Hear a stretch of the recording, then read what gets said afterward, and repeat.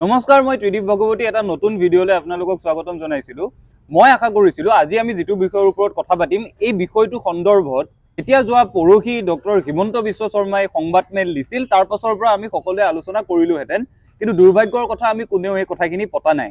মই এই কথাটো জানো, আপোনালোকে যেতিয়া ভিডিঅ'টো শেষলৈ চাব বহুতে আকৌ মোক কমেণ্ট বক্সত গালি দিব, কাৰণ আপোনালোকে ক'ব যে এই তথ্যবোৰ মই পালো ক'ত। সেই গোটেইবোৰ কথা স্পষ্ট কৰি মই বিষয়টোৰ মাজলৈ যাব বিচাৰিছো। আজি আমি কথা পাতিম এছডিজি ৰিপৰ্ট, নীতি আয়োগে প্ৰকাশ কৰা চতুৰ্থখন এছডিজি ৰিপৰ্ট, যিখনক লৈ আমাক কথা পাতিবলৈ ডক্টৰ হিমন্ত বিশ্ব শৰ্মাই সংবাদমেল পাতি নিজেই ক'লে, তাৰ পাছতো আমি কোনেও কথা নেপাতিলো, বিষদ আলোচনা নহ'ল। ডক্টৰ হিমন্ত বিশ্ব শৰ্মাই সংবাদমেলত কি কৈছিল সেইখিনি প্ৰথমতে আপোনালোকে শুনক। আমাৰ চৰকাৰৰ 2 বছৰৰ কাৰ্যকালত আমি অসমক পাৰফৰ্মাৰৰ পৰা Assam to front ranking state, অৰ্থাৎ এতিয়া অসমৰ স্ক'ৰ কাৰ্ড বা অসমৰ যিটো পজিশ্যন, সেই পজিশ্যনটো এতিয়া ভাৰতৰ সকলো ষ্টেটৰ লগত আমি এক প্ৰকাৰ সমান হৈ যাব পাৰিলোঁ।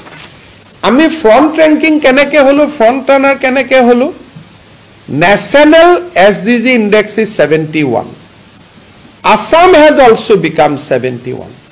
ডক্টৰ হিমন্ত বিশ্ব শৰ্মাই এই বক্তব্যটোত কৈছে যে অসমে এছডিজি ৰিপৰ্টত এইবাৰ খুব ভাল প্ৰদৰ্শন কৰিছে। লগতে তেওঁ এই ধৰণৰ দাবী এটা কৰিছে যে অসমে যিটো নেশ্যনেল এভাৰেজ তাক চুবলৈ সক্ষম হৈছে, আৰু সামগ্ৰিকভাৱে অসমলৈ এক শান্তিৰ পৰিৱেশ, সমৃদ্ধিৰ পৰিৱেশ, উন্নতিৰ পৰিৱেশ আহিছে। মহাভাৰতৰ এটা বিখ্যাত বক্তব্য আপোনালোক আটায়ে জানে। বক্তব্যটো কি? বক্তব্যটো হৈছে অশ্বস্থামা হত কিন্তু ইতি গজ। যুদ্ধৰ এক বিশেষ পৰিস্থিতিত যুধিষ্ঠিৰে দ্ৰোণাচাৰ্যক কয় যে অশ্বস্থামা হত কিন্তু ইতি গজ। কিন্তু ইতি গজটো তেওঁ যথেষ্ট লাহেকে কয়, যাৰ বাবে মহাভাৰতৰ গোটেই যুদ্ধখনৰ পৰিৱেশ সলনি হয়। ডক্টৰ হিমন্ত বিশ্ব শৰ্মাই সেইদিনা সংবাদমেলখনত যিখিনি বক্তব্য কৰিছে, সন্মানীয় মুখ্যমন্ত্ৰীগৰাকীয়ে যিখিনি মন্তব্য কৰিছে, মন্তব্যবোৰ ভুল নহয়। মন্তব্যবোৰ অশ্বস্থামা হতৰ দৰে কিন্তু ইতি গজ, মানে বক্তব্যবোৰ আধৰুৱা, বক্তব্যবোৰ অৰ্ধসত্য, আৰু সেই সম্পূৰ্ণ সত্য কি সেয়া আজি আমি আপোনালোকৰ সৈতে আলোচনা কৰিম। প্ৰথমতে আমি দুটামান কথা বুজি ল'ব লাগিব। এছডিজি মানে কি? এছডিজি মানে হৈছে ছাষ্টেইনেবল ডেভেলপমেণ্ট গ'লছ। 2015 চনত ৰাষ্ট্ৰসংঘই 2030 চনলৈকে বিশ্বৰ সকলো দেশে এই 17টা এছডিজি, 17টা ছাষ্টেইনেবল ডেভেলপমেণ্ট গ'লছ প্ৰমাণ কৰিব লাগিব, শেষ কৰিব লাগিব বুলি ঘোষণা কৰে। তাৰ পাছৰ পৰা ভাৰততো এছডিজিৰ কাম কাজ আৰম্ভ কৰা হয়।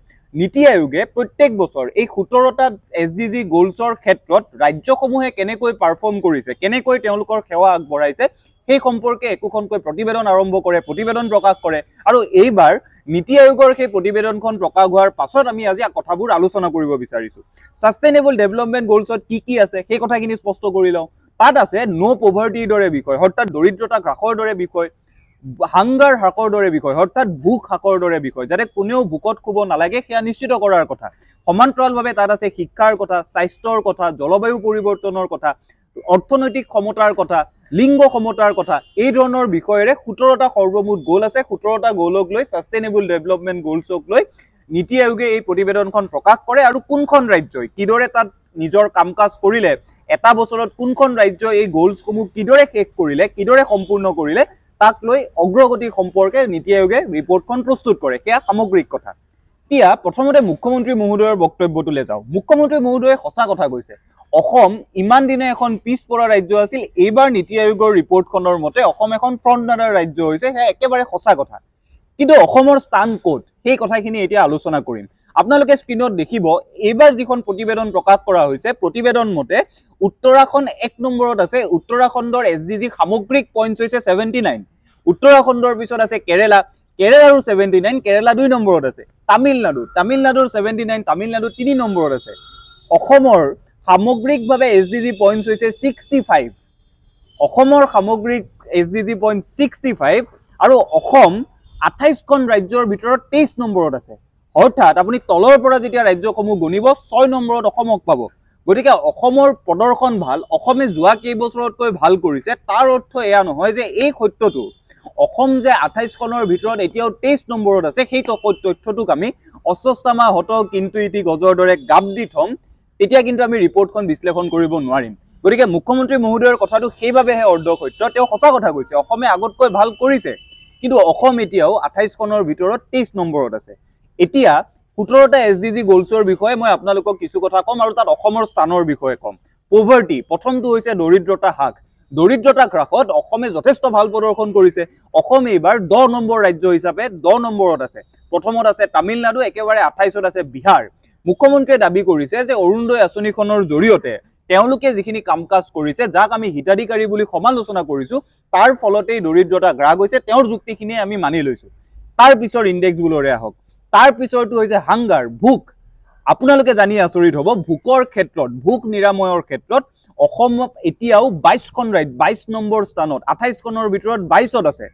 এই হেল্থ, আটাইতকৈ যিটো ডাঙৰ বিষয়, স্বাস্থ্যৰ কেন্দ্ৰ কৰি অসমত আমি বিভিন্ন কাম কাজ হোৱা দেখিছো। মেডিকেল কলেজ কৰা হৈছে, জাগাই জাগাই মেডিকেল কলেজৰ আধাৰশিলা হৈছে, বিল্ডিং হৈছে। তাৰ পাছতো এই ৰিপৰ্টখন মতে অসম এতিয়াও ভাৰতৰ 25 নম্বৰ স্থানত আছে। 28ৰ ভিতৰত 25 নম্বৰ স্থানত আছে হেল্থৰ ক্ষেত্ৰত। সেয়া আমাৰ বাবে চিন্তনীয় বিষয় নহয় জানো? হেল্থৰ পিছত আগবাঢ়িব বিচাৰিছো শিক্ষালৈ। শিক্ষাত অসমৰ স্থান কিমান? শিক্ষাটো অসম 28খনৰ ভিতৰত 25 নম্বৰত আছে। এয়াতো বাস্তৱ। এই কথাবোৰতো আমি পাতিব লাগিব, এই কথাবোৰতো আমি আওকাণ কৰিব নোৱাৰো। যদিহে আমি একেখন ৰিপৰ্টত অসমৰ ভাল হোৱা বুলি গৌৰৱ কৰিছো, হাংগাৰ, হেল্থ, এডুকেশ্যন এই বিষয়বিলাকত অসমৰ যি অৱস্থা, 28ৰ ভিতৰত 25 নম্বৰত অসম আছে, এই কথাবোৰতো ৰাজহুৱা হ'ব লাগিব। তাৰ পাছত তাৰ পিছৰ যিটো ইণ্ডেক্স, সেইটোলৈ যাব বিচাৰিছো জেণ্ডাৰ ইকুৱেলিটি, অৰ্থাৎ লিংগ সমতা। লিংগ সমতাৰ ক্ষেত্ৰত অসম আছে 28খনৰ ভিতৰত 25 নম্বৰত। আমি যে ওপৰৰ পৰা 5খন ৰাজ্যলৈ অসমক নিয়াৰ কথা পাতিছো, কিন্তু বাস্তৱ সত্যটো হ'ল অসম এতিয়াও তলৰ পৰা 5 নম্বৰ, তলৰ পৰা 3 নম্বৰত আছে। তাৰ পাছত আটাইতকৈ এটা ভাল ইণ্ডেক্স, যিটো ইণ্ডেক্সত অসমে খুব ভাল কৰিছে, সেই ইণ্ডেক্সটো হৈছে এফৰ্ডেবল এণ্ড ক্লিন এনাৰ্জি, অৰ্থাৎ সহজলভ্য আৰু নিকা শক্তি। তাত অসমে 2 নম্বৰত আছে। অসম ভাৰতৰ ভিতৰত দ্বিতীয় ৰাজ্য হিচাপে পৰিগণিত হৈছে। এইটো অসমে যথেষ্ট ভাল কৰিছে। কিন্তু আকৌ যেতিয়া আপোনালোকে ক্লিন ৱাটাৰলৈ আহিব, অৰ্থাৎ শুদ্ধ বিশুদ্ধ খোৱা পানীলৈ আহিব, অসম আকৌ 28খনৰ ভিতৰত 22 নম্বৰত আছে। এয়া বাস্তৱ। এতিয়া আহিব বিচাৰিছো আটাইতকৈ এটা গুৰুত্বপূৰ্ণ SDG, যিটো বৰ গুৰুত্বপূৰ্ণ, অৰ্থনৈতিক উন্নয়ন। অৰ্থনৈতিক উন্নয়নত অসম ভাৰতৰ 28খন ৰাজ্যৰ ভিতৰত 23 নম্বৰত আছে। ইমান সময় এই যিকেইটা গুৰুত্বপূৰ্ণ SDG, যিকেইটা একেবাৰে 17টাৰ ভিতৰত প্ৰথম 10টাত আহে, তাত কিন্তু অসমৰ স্থান বৰ ভাল নহয়। উদ্যোগ আৰু আন্তঃগাঁথনি, বিগত সময়ছোৱাত আমি আটাইতকৈ বেছি যিটো কথাত আটাইতকৈ বেছিকৈ চৰকাৰখনে গৌৰৱ কৰা দেখিছো, এইটো হৈছে আন্তঃগাঁথনি উন্নয়ন।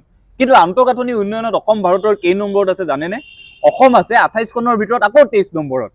তাৰ পাছত আপোনালোকে আহক অসমতাৰ ক্ষেত্ৰত, অৰ্থাৎ অৰ্থনৈতিক অসমতা দূৰীকৰণৰ ক্ষেত্ৰত। ইয়াতো অসমে বৰ বেয়া প্ৰদৰ্শন কৰা নাই। ইয়াত অসম 28খনৰ ভিতৰত 16 নম্বৰত আছে। আৰু এটা গুৰুত্বপূৰ্ণ বিষয় হৈছে সাষ্টেইনেবল চিটিজ, অৰ্থাৎ নগৰীকৰণৰ গোটেই বিষয়টো, বহনক্ষম নগৰ নিৰ্মাণৰ গোটেই বিষয়টো। গুৱাহাটী মহানগৰীত আন্তঃগাঁথনি উন্নয়নৰ নামত, বিকাশৰ নামত যোৱা সময়ছোৱাত যি ৰূপ, কদৰ্য ৰূপ আমি দেখিছো, এখনৰ পিছত এখন ফ্লাইঅভাৰ নিৰ্মাণ হৈছে, কোনো পৰিকল্পনা নাই। তাৰ ফলস্বৰূপে অসম কিন্তু স্মাৰ্ট চিটি, সাষ্টেইনেবল চিটিজ এই গোটেই শিতানটোত 28ৰ ভিতৰত 23 নম্বৰত আছে, যিটো কথাত আমি আটাই মন দিয়া উচিত। Peace, justice and social institution, শান্তি, ন্যায় এই গোটেই বিষয়বোৰত আৰু আমাৰ সামাজিক অনুষ্ঠানসমূহৰ বিষয়ত অসম আকৌ 28খনৰ ভিতৰত 21 নম্বৰত আছে। আৰু এটা বিষয়, যিটো বিষয়ত অসমে সৰ্বাধিক নম্বৰ পাইছে, সেই বিষয়টো হৈছে লাইফ অন লেণ্ড, অৰ্থাৎ গছ গছনি আৰু বনাঞ্চলৰ উন্নয়ন। তাত অসম ভাৰতৰ ভিতৰত 4 নম্বৰত আছে। সামগ্ৰিকভাৱে এয়াই গোটেই SDG ৰিপৰ্টখনৰ, মই 17টা গোল আপোনালোকৰ সন্মুখত ক'বলৈ পৰা নাই। সামগ্ৰিকভাৱে গোটেই SDG ৰিপৰ্টখনৰ বিশদ বিৱৰণ এনেকুৱা। আপোনালোকে যদি বিচাৰে লিংকত মই গোটেই ৰিপৰ্টখন দিম, আপোনালোকে নিজে পঢ়িব। কিন্তু মূল কথাকেইটা আকৌ এবাৰ পাতিব বিচাৰিছো। SDG ৰিপৰ্টত 2022-23তকৈ এইবাৰ অসমৰ প্ৰদৰ্শন ভাল, সেই কথাটো মই আকৌ এবাৰ স্বীকাৰ কৰিছো। অসমে সামগ্ৰিকভাৱে প্ৰদৰ্শন ভাল, কিন্তু তাৰ পাছতো যদিহে আমি প্ৰথম 5খন ৰাজ্যলৈ নিব খোজা অসমখন ভাৰতৰ ভিতৰত 23 নম্বৰত থাকে, তেতিয়া কিন্তু এই ৰিপৰ্টখনক লৈ আমি উৎসাহ দেখুৱাৰ সলনি, আমি উৎসাহ উদ্দীপনা উৎসৱ কৰাৰ সলনি আমি নিজকে বিশ্লেষণ কৰাৰ সময় আহিছে। সেইবাবেহে মই ভিডিঅ'টো প্ৰস্তুত কৰিছো। ডক্টৰ হিমন্ত বিশ্ব শৰ্মা নেতৃত্বাধীন চৰকাৰখনৰ দিনত অসম ভাৰতৰ প্ৰথম 5খন ৰাজ্য হওক, সেই ৰাজ্যখনৰ এগৰাকী নাগৰিক হিচাপে ময়ো গৌৰৱবোধ কৰিম। কিন্তু মিছা কথাৰে সেই কাম হ'ব নোৱাৰে। অস্বস্থামাহত কিন্তু ইতি গজৰ দৰে অৰ্ধ সত্য এটা প্ৰতিষ্ঠা কৰা হ'ব। সেই সত্যটো প্ৰতিষ্ঠাৰ বাবে অসমৰ সকলো ব্যস্ত হৈ থাকিব, কিন্তু এই সত্য কথাবোৰ কোনেও কেতিয়াও নকয়। এই কাৰবাৰটো হ'ব নোৱাৰে। সেইবাবে মই আজি গোটেই ৰিপৰ্টখন 365 পৃষ্ঠাজোৰা ৰিপৰ্টখন পঢ়ি মূল কথাকেইটা আপোনালোকৰ সন্মুখলৈ আনিছো। অসমে যোৱাবাৰতকৈ প্ৰদৰ্শন ভাল কৰিছে সঁচা কথা, কিন্তু অসমে কম বেয়াৰ পৰা অলপ বেয়া ৰাজ্যলৈহে পৰিগণিত হৈছে অসম এতিয়াও উন্নত ৰাজ্য হ'বগৈ পৰা নাই এই গোটেই ৰিপৰ্টখনে হাংগাৰৰ ক্ষেত্ৰত আমাক যিখিনি কথা কৈছে স্বাস্থ্য সেৱাৰ ক্ষেত্ৰত যিখিনি কথা কৈছে শিক্ষাৰ ক্ষেত্ৰত যিখিনি কথা কৈছে অৰ্থনৈতিক ক্ষমতা উদ্যোগৰ ক্ষেত্ৰত যিখিনি কথা কৈছে এই কথাবোৰ আমি গুৰুত্ব দিব লাগিব অসম যদিহে 23 নম্বৰ 25 নম্বৰত থাকে তলৰ পৰা 5খন ৰাজ্যৰ ভিতৰত থাকে আমি কিন্তু প্ৰথম 5খন ৰাজ্য হ'ব নোৱাৰিম এই কথাখিনিয়ে আমি আটাই বুজি পোৱাটো দৰকাৰ চৰকাৰৰ বিষয়াসকলে বুজি পোৱা দৰকাৰ নীতি আয়োগৰ এই প্ৰতিবেদনখনে শেষ সীমা নহয় নীতি আয়োগৰ এই প্ৰতিবেদনখনে বেদবাক্য নহয় কিন্তু যেহেতু ডক্টৰ হিমন্ত বিশ্ব শৰ্মা সন্মানীয় মুখ্যমন্ত্ৰীগৰাকীয়ে নিজেই সংবাদমেল পাতি এই গোটেই ৰিপৰ্টখনৰ বাবে ক্ৰেডিট বিচাৰিছে ইয়াৰ যিখিনি ডিসক্ৰেডিট ইয়াৰ যিখিনি বিফলতা ই আঙুলিয়াই দিয়া যিখিনি বিফল কথা সেইখিনিৰ দায়িত্বও তেখেতে ল'ব লাগিব যদিহে সফলতাখিনিৰ দায়িত্ব তেখেতে লৈছে তেখেতে গৌৰৱ কৰিছে যে অসম এতিয়া ফ্ৰন্ট ৰানাৰ ষ্টেট হৈছে অসমে আজিৰ তাৰিখত পাৰফৰ্মিং ষ্টেট হৈ নাথাকি ফ্ৰন্ট ৰানাৰ হৈছে তেওঁ এই কথাখিনিও স্বীকাৰ কৰিব লাগিব যে অসম এতিয়াও 23 নম্বৰত আছে যিটো সময়ত অসমৰ পিছত থকা ৰাজ্যসমূহ হৈছে সামগ্ৰিকভাৱে এছডিজিত অসমৰ পিছত আছে মেঘালয় নাগালেণ্ড ঝাৰখণ্ড বিহাৰৰ দৰে ৰাজ্য যিবোৰ অত্যন্ত অনুন্নত ৰাজ্য আমাৰ কম্পিটিশন বিহাৰৰ সৈতে নেকি নহয় আমাৰ কম্পিটিশন মেঘালয় নাগালেণ্ডৰ দৰে সৰু ৰাজ্যৰ সৈতে নেকি নহয় আমাৰ কম্পিটিশন ঝাৰখণ্ডৰ দৰে ৰাজ্যৰ সৈতে নেকি নহয় অসম ইমানটো দুখীয়া ৰাজ্য নাছিল অসমেটো ভাল প্ৰদৰ্শন কৰি আহিছিল অসমতো স্বাধীনতাৰ সময়ত যথেষ্ট সম্পদ আছিল এই ৰিপৰ্টখনে যেটো মূল কথা আমাক আঙুলিয়াই দিছে সেই কথাটো হৈছে যে ক্ৰমাগতভাৱে স্বাধীনতাৰ পাছত অসমৰ চৰকাৰসমূহৰ যি ব্যৰ্থতা সুশাসন প্ৰতিষ্ঠা কৰাত যি ব্যৰ্থতা এই গোটেই গোলসমূহত চৰকাৰসমূহে কাম কৰাৰ ক্ষেত্ৰত যি ব্যৰ্থতা সেই ব্যৰ্থতা আকৌ এবাৰ প্ৰমাণ হৈছে ডক্টৰ হিমন্ত বিশ্ব শৰ্মা ডাঙৰীয়াই এটা বৰ ভাল কথা কৈছে কথাটো হ'ল তেখেতে উল্লেখ কৰিছে যে এই গোলসমূহত উপনীত হোৱাৰ বাবে যিকোনো এখন চৰকাৰক 10 বছৰীয়া এটা সাস্টেইনড এফৰ্ট লাগে এই কথাটোত আমিও সমৰ্থন কৰোঁ আজিৰ ভিডিওটোৰ জৰিয়তে আমি এই কথাই ক'ব খুজো যে ৰাজ্যখনৰ উন্নতিৰ বাবে কেৱল এখন চৰকাৰ দায়ী নহয় তাৰ বাবে চৰকাৰ নামৰ যেটো সামগ্ৰিক আৰু নিৰৱচ্ছিন্ন ব্যৱস্থা এই ব্যৱস্থাটোৰ ফলতহে সফলতা আহে কেৰালাই আজি বহু বছৰ ধৰি এই ইনডেক্সসমূহত যিদৰে একেবাৰে ওপৰত আছে উত্তৰাখণ্ডে যিদৰে ভাল কৰিছে তামিলনাডুৱে যিদৰে ভাল কৰিছে অসমতো সেয়া তেতিয়াহে সম্ভৱ হ'ব যেতিয়া প্ৰত্যেকখন চৰকাৰে সমানে কাম কৰিব অসমত যোৱা সময়ছোৱাত আমি এনে ধৰণৰ কামকাজ দেখিবলৈ পাইছো যে দুৰ্নীতিৰ ফলত চৰকাৰসমূহ ইমান ব্যস্ত হৈ যায় যাৰ বাবে হেলথৰ ক্ষেত্ৰত এডুকেশ্যনৰ ক্ষেত্ৰত এটা ৰাতিৰ ভিতৰত কাম কৰা সম্ভৱ নহয় যোৱা 20-30 বছৰে অসমত হেলথ আৰু এডুকেশ্যনৰ নামত আমি যিমান বিজ্ঞাপন দেখিলো যিমান আমি চমকপ্ৰদ আঁচনি দেখিলো কিন্তু মূল বাস্তৱটো এই প্ৰতিবেদনখনে কৈছে যে এতিয়াও অসম হেলথ আৰু এডুকেশ্যন দুয়োটা বিষয়তে 25 নম্বৰতে আছে 28 খনৰ ভিতৰত 25 নম্বৰত গতিকে এই কথাবোৰ পুনৰবাৰ বিবেচনা কৰাৰ সময় আহিছে মই আশা কৰিম আপোনালোক আটাই ৰিপৰ্টখন পঢ়িব আৰু মোৰ কথাখিনি শুনি যদি আপোনালোকৰ বেয়া লাগিছে যদি আপোনালোকে ভাবিছে মই ভুলকৈ তথ্যবোৰ কৈছো নিজেই গৈ ৰিপৰ্টখন চাব তাৰ পাছত নিজেই বিশ্লেষণ কৰিব পাৰিব শেষত এই কথাই ক'ব খুজো এছডিজি ৰিপৰ্টখন বেদবাক্য নহয় কিন্তু এই ৰিপৰ্টখনে যদিহে আমাক নিজকে স্বীকৃতি চোৱাৰ সুযোগ নিদিয়ে তেতিয়াহ'লে এই সাস্টেইনেবল ডেভেলপমেন্ট গোলছৰ ৰিপৰ্টখন নীতি আয়োগে প্ৰকাশ কৰা সামগ্ৰিক কথাটোৱে ব্যৰ্থ হ'ব গতিকে মই আশা কৰিম আপোনালোক আটাই ৰিপৰ্টখন পঢ়িব আৰু ভিডিওটো যদি ভাল পালে চাই আনলৈ বিয়পাই দিব আৰু পৰৱৰ্তী ভিডিওসমূহৰ বাবে আন্তৰিকতাৰে বাট চাব ধন্যবাদ